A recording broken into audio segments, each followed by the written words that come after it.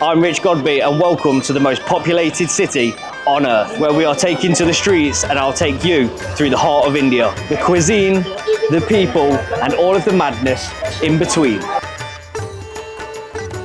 This has got to be the wildest place I've ever been in my life. The guys just fell out of a tuk-tuk, that is mad. Cannot see one tourist anywhere. It is just me, you and the locals. And the rubbish on the floor is unbelievable. It's just gathered up at the side of the curb. There are these buildings scattered everywhere throughout the town, and they are actually urinals for men where you can just stop, take a pee, and then carry on with your day. They're free to use, but they don't smell nice at all. They look disgusting. The cables are just hanging everywhere. It is just a mess. They have a particular area on the posts where the cables are. They've got telephone numbers for the local electrician that only operates in this area of the street in the whole of Old Delhi. I can literally touch the cables with my hands from the floor.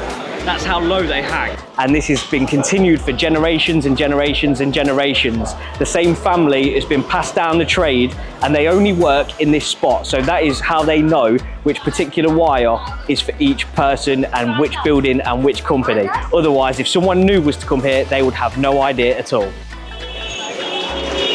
This is where the locals get their fresh water from.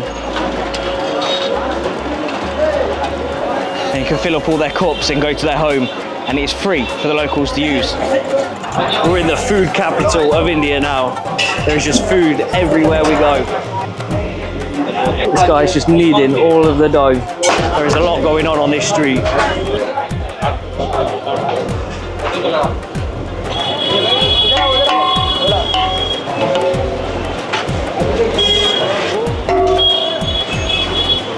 Nice. Yeah. Everybody's willing to show me their food. The one thing I am noticing is the food hygiene. It's very, very questionable. He's cutting the meat with a knife between his toes. That's awesome. And I'm outside this food dispensary and a pigeon has literally just flown inside.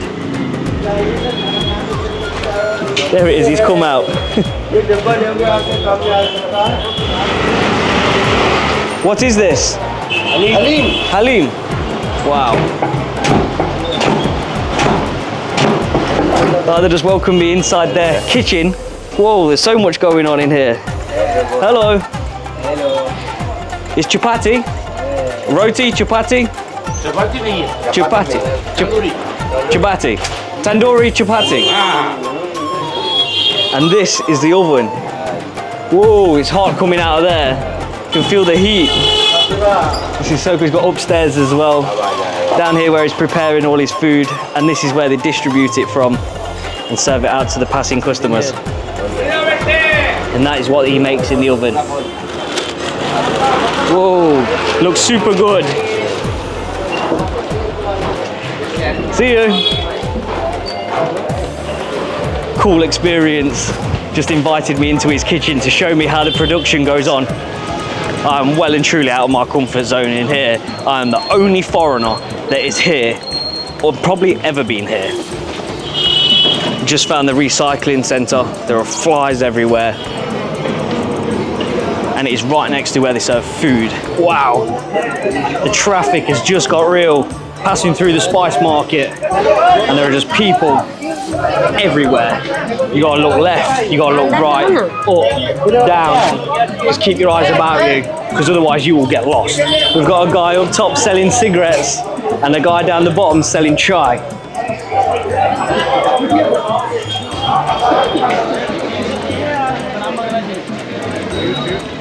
There's some spices coming out of this market. They're just on chain, one after another after another.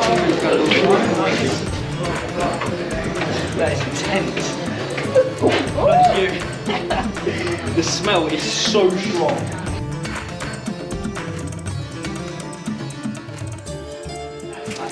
Average wage is like nowadays you can say like 400 to 500 rupees per day.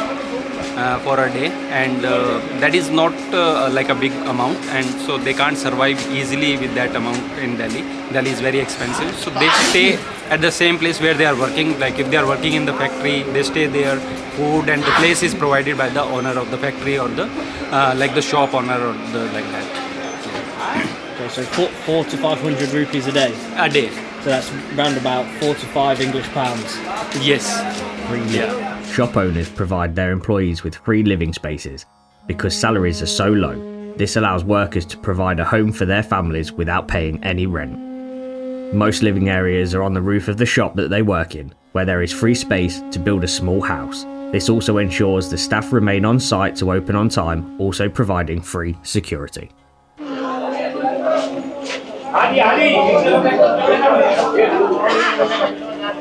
The smells in here are so intense, it is actually hurting the insides of my nose now. So we're heading out back into the street to get some fresh air, as fresh as it can be here in Delhi. We've got the street barber who sets up here every day. He charges 30 rupees for a beard, 50 rupees for a haircut. Doesn't matter what kind of haircut or what kind of beard trim you want, it's a fixed price. And he's here every day, set up here at the end of the street. Shampoos, whatever he brings with him, his hair gels, loads it up onto his bike and cycles home with it all hanging off the back. And then comes here the next morning, sets up and starts it all over again. Such a cool but random thing to see. There's lots of random things like that here in India, just set up all over the place. We're gonna get on the scales and let's be weighed in the middle of India. Paid him 30 rupees to be weighed on the street. This is the way of people that don't have any money can earn money without begging. They offer small gestures to allow them to earn money, which is very, very good, to be honest with you. Wow, check out this kitchen. This kitchen is huge. Here it's a communal food hall where they feed everyone or anyone that is in need. If you can't afford food or you're hungry and you haven't got enough money to go and buy it, come here and these will provide it for you for free. Or anything you need here is free. How kind is that? Just giving back to the community. It's all volunteers that work here, nobody is paid. They're just here to support and help the local community. Where else can you get that in the world apart from India? And the variety of people as well is a mixture of upper class, lower class. There is just no in between. It's either you're rich or you're poor. There are so many different religions here, but one thing that might surprise you, India has the second largest Muslim population in the world, just behind Indonesia. And most people don't know that. You'd never associate India with being a Muslim country, but it is. It has over 200 million Muslims here in India. Assalamu alaikum. Just a random barber's hidden away on the side of the street.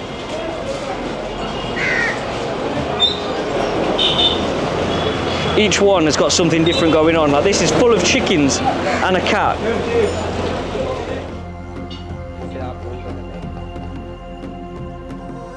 Okay, I'm gonna have to admit, I am well and truly lost. I have no idea what is going on or where I am. I seem to have found myself in some kind of car department area. Every shop is selling car parts. And it doesn't matter if you're on the road or on the path, there are cars and tuk-tuks everywhere. This is giving you a real look into the locals' life of their shops and how they make a living. It is so cram-packed. Every little shop has something completely different going on. We've left the car market area now. This guy's transporting trees.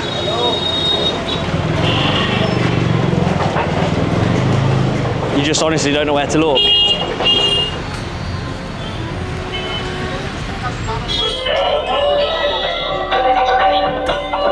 We have 7 green chilies and a lemon, which people hang outside their shop as a superstition every Saturday to keep the demons away. They keep it there for a whole week, and every Saturday they replace it, throw it on the ground, and people will just step round it, because if you stand on it, you could be taking in all of the negativity that these have collected over the week.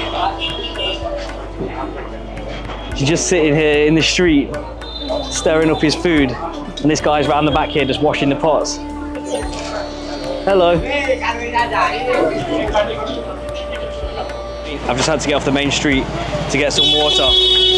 and it's still hectic on these side streets. And I've just met this guy.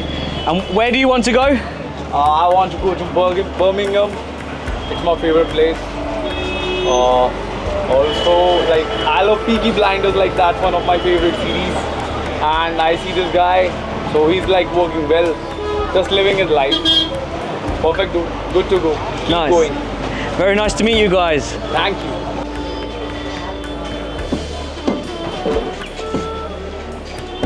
I'm not sure how hygienic that is. They've got raw meat with cooked meat, and they're dishing it up with the same hands that they've just touched the raw meat with. It's blowing my mind how these people are actually still alive. I'm literally just walking straight in the middle of the road. A guy just fell out of a tuk-tuk. That is mad.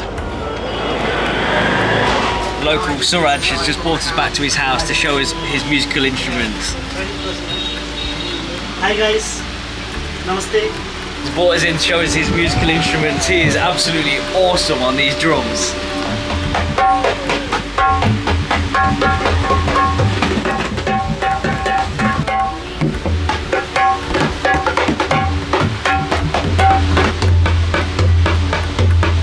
Getting the hang of it.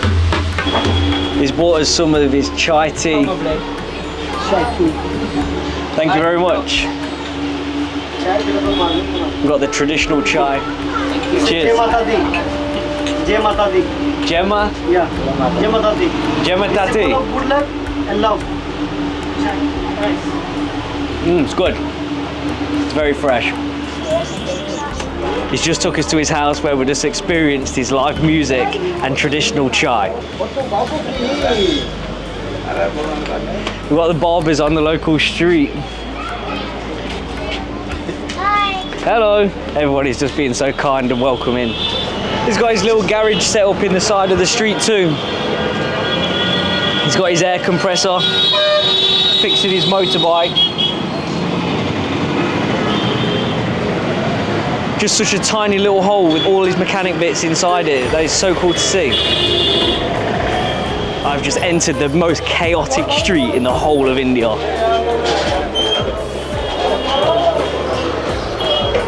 The kids I don't think have seen foreigners before. Just following me all the way down the street, asking me for money. No, no, no, no. No, no, no, no. Even the locals are saying, hey, leave them alone. This street is completely decorated for Ramadan. The most chaotic street in India.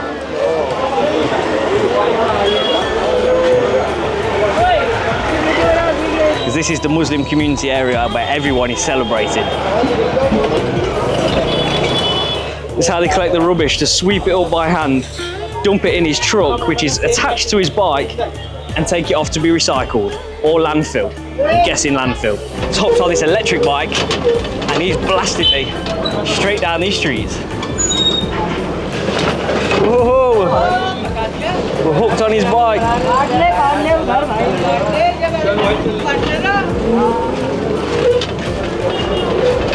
It is a very bumpy ride. This would honestly stress me out so much. Trying to cycle down here and all these people just oncoming towards you, beeping their horns. These kids are hanging onto the back of the tuk-tuk getting a free ride. And I noticed them sitting there and they're like, "Way!" Just hopped off to take a quick selfie of me mid-journey. Now we're back on and continuing back to the Jama Masjid.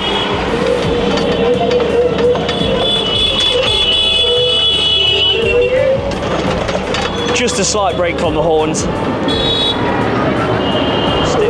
It can be quite mind-blowing and overwhelming with everything that's going on and people begging you for money. It can easily distract you from where you're going and what you was originally doing.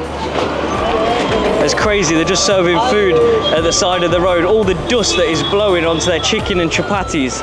One thing that has definitely surprised me here is that there are no police here whatsoever. You can just walk around and you don't see one police officer.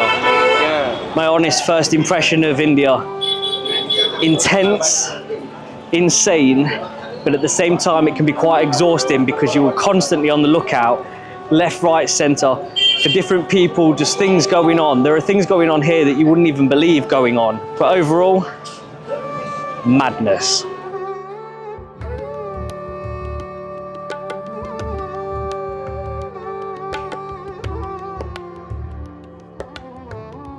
got in the tuk-tuk and this guy has no idea where he's taking me. And I have no idea where he's taking me either, which can be quite worrying. Where are we even going? Out of here, that's for sure. I've just tried to show him where we're going on the Google Maps and he's just nodding, saying yep, yep. I don't know if he can read or understand where we're going.